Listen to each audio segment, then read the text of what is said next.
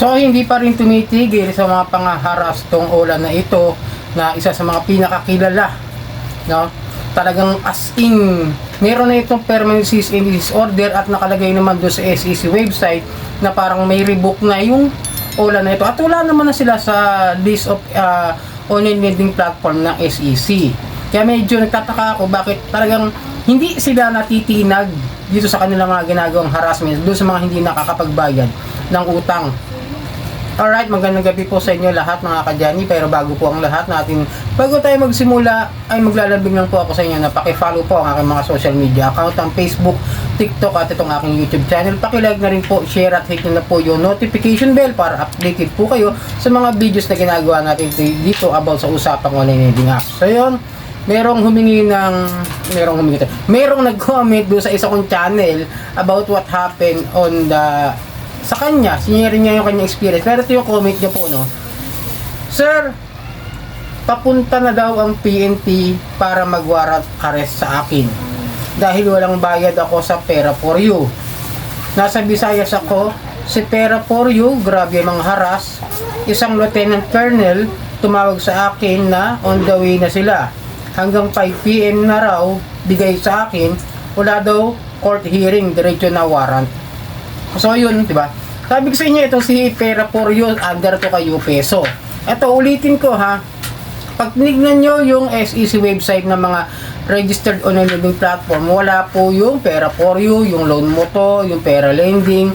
Ang tanging nandun lang po is Peso at yung Peso Q. Then pag tinignan nyo naman sa mga list ng mga suspended and revoked and may cease and desist order, ay nandun po yung Peso. Kaya ako yung nahihiwagaan at matindi pa rin. Biruin nyo, no? Ang tindi pa rin nila mangharas sa mga tao. At gumagamit pa sila ng mga kung sino-sino mga taong nasa ahensya ng gobyerno, yung mga taong alagad ng batas. Biruin mo, ha? Papunta na daw ang PNP. Biruin mo, ang daming PNP. Isang branch. Sabi mo ng, ano bang PNP? Yung branch ng yung Pangkrame, Karingal, Bagong Diwa, di ba? Siguro dito kayo ito yung PNP mga personnels, no? Medyo joke aside ko na lang kayo para kahit paano medyo wag na natin stressin yung mga sarili natin kapag mga ganito yung mga nararanasan natin na may tatawag daw na police, may tatawag na abogado, may tatawag na ako baka tumatawag yung kabilang planeta, no? Baka gamitin nila para manakot lang sa mga hindi nakakapagbayad. Pero tandaan niyo, etong sinasabi niya na may warrant of arrest na raw agad dahil wala pang bayad doon sa Ola na ito. Sabi ko sa inyo, hindi pwedeng maging criminal case ang hindi pagbabayad ng utang. Tanging civil case lamang po yan at yan ay para lamang sa small claims. Okay? Ngayon kung nakakaranas kayo ng harassment, sabi ko sa inyo, may tatawag sa inyo kung sino-sino Poncio Pilato dyan. Kwentong barbero lang yun, huwag nyo kayo naniniwala.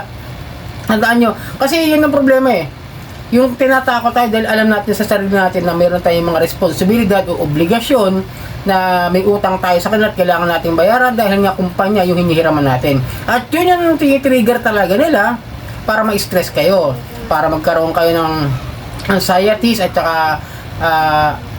saka yung depressions, para mape-pressure kayo. Ganun talaga yung style nila, tatawag kung sino-sino dyan. Tandaan nyo, tapos Lieutenant Colonel tumawag sa akin on the way hanggang 5 PM. Binigyan pa ng tawag doon ng due date ng oras, no? Parang meron pa limit hour. Alam niyo ang utang, kahit gaano katagal yan, hindi ka pwedeng basta-basta magbigay ng oras lalo kung hindi pa naman kayo nakakapag-settle o nakakapag-usap ng maayos kung kailan nyo kayang bayaran yan. Like me, may taon na akong mga nahiraman na lending. Pero hindi naman ako nagkaroon ng ganyang klase ng problema. Maliban na lang doon sa ibang mga loan shark na talaga may issue ng harassments.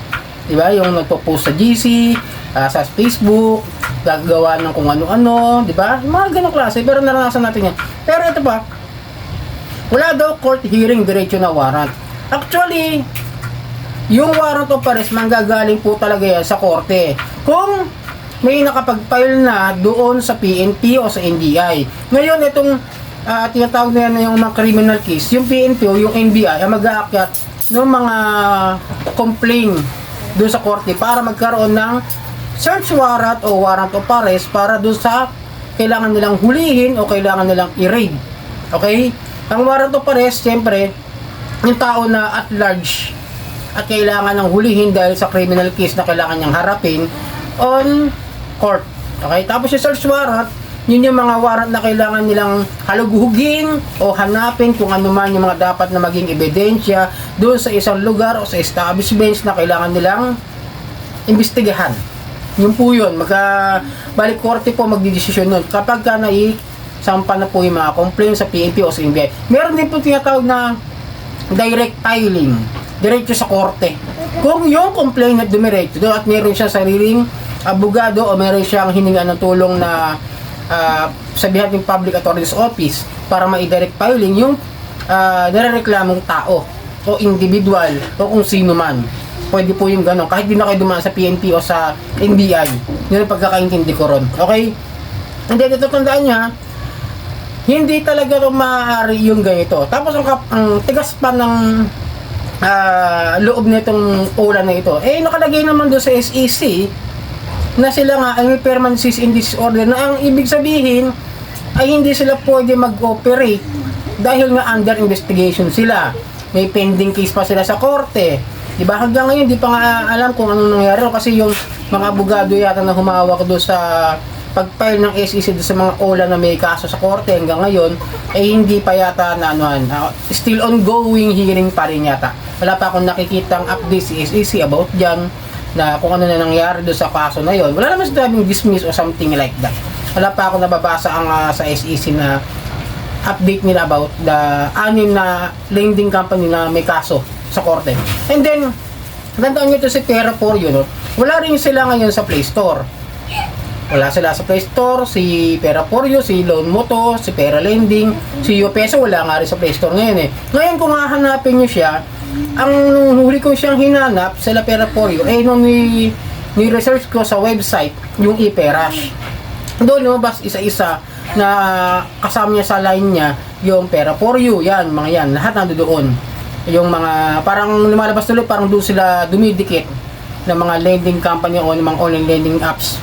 Tapos sa BE apps yata ng Vivo, alam ko nandun sila madalas ngayon dahil nga wala sila sa Play Store. At maaaring sa iba ring mga apps tulad na sa Huawei, alam ko merong mga apps na nandun sila nagtatago. O kaya naman nga sa iOS ng iPhone, yung App Store, no, di ba, nung sa iPhone App Store, okay, doon, baka nandun sila. Kasi kung sa Play Store, kakasilip ko lang, wala talaga Pero kung tatanungin nyo kung bakit still operating sila kahit may permanent cease and desist order, it means illegal yung ginagawa nilang pagpapautang ngayon. Lalo na't ganito, kahit sabihin mo na kahit sabihin mo rehistrado sa SEC, karamihan dyan, 80 to 90% ng mga OLA lumalabag sa unfair debt collection practices, di po ba? Tapos eto pa kaya na pwede nyong ipunin yung inyong mga ebidensya, screenshot, something like that, lahat ng mga pwede nyong gawing ebidensya. At kung kaya nyo naman pumunta sa government agencies like PNP, NBI, tapos yung mga interest na nilalabag nila sa SEC, pwede po kayo dyan. Tapos yung mga pagtawag-tawag nila sa mga contacts ninyo na hindi nyo naman contact reference, sa National Privacy Commission po kayo lumapit para sa legal na reklamo para sa kanila, formal complaint. Siyempre, buruin mo, di ba? Walang lisensya. May permanent cease and desist order. Basta nakita ko sa SEC website, yun po yung pagbabasihan ko na sila ay merong mga problema at issue. Kaya para sa akin, huwag nyo na masyadong ni-stress sa sarili nyo kapag gagawin ito yung mga OLA na nakaharap sa inyo. So yun, sana nakatulong ang video ito. Muli, maglalambig po ako sa inyo na pakipollow po ang aking mga social media account, ang Facebook, TikTok at itong aking YouTube channel. Maraming pong salamat at hanggang sa muli.